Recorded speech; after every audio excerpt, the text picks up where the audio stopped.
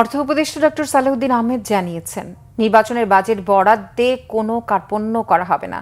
এদিকে নৌপরিবহন উপদেষ্টা অবসরপ্রাপ্ত brigadier general M Shakhawat Hossain জানিয়েছেন, চট্টগ্রাম বন্দরের নিউ মুরিং কন্টেইনার টার্মিনাল পরিচালনার দায়িত্ব কে পাবে সে বিষয়ে বুধবারের বৈঠকে সিদ্ধান্ত নেওয়া হবে। মঙ্গলবার সচিবালয়ের সরকারি ক্রয় সংক্রান্ত উপদেষ্টা পরিষদ কমিটির বৈঠক শেষে এসব তথ্য জানান তারা। মঙ্গলবারের বৈঠকে চট্টগ্রাম বন্দরে কন্টেইনার হ্যান্ডেলিং এর বিষয়ে সিদ্ধান্ত হয়। একই বৈঠকে এলএনজি এবং ডিএপি ও ইউরিয়া সার কেনার অনুমোদন দেওয়া হয়। পরে নৌপরিবহন উপদেষ্টা শাখাওয়াত হোসেন জানান, এনবিআর ইস্যুতে যে প্রজ্ঞাপন জারি হয়েছে সেটি চূড়ান্ত।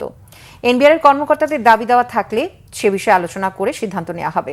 অর্থ উপদেষ্টা ডক্টর সালেহুদ্দিন জানান, মঙ্গলবারে ক্রয় সংক্রান্ত কমিটিতে বন্দর ব্যবস্থাপনা সহ বেশ কিছু গুরুত্বপূর্ণ সিদ্ধান্ত নেওয়া হয়েছে। আমি বলে যাই নামগুলো।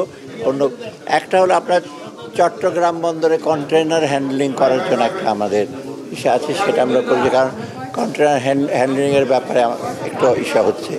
দ্বিতীয়ত হলো অ্যাজ ইউজুয়াল ডিএপি সার ইউরিয়া সারের জন্য আমরা অ্যাপ্রুভ করেছি। আরেকটা হলো এলএনজিটা আমাদের অত্যন্ত দরকার, কারণ এলএনজিটা আসলে আমরা প্রাইভেট সেক্টর ইন্ডাস্ট্রিতে সারের সরবরাহ একটু বাড়াতে পারবো। নির্বাচনের জন্য অর্থ যা বরাদ্দ দেওয়া হয়েছে এবং নির্বাচনে যদি অর্থ যা দেওয়া হয় সেটা কোনো আমরা কার্পণ্য করবো না।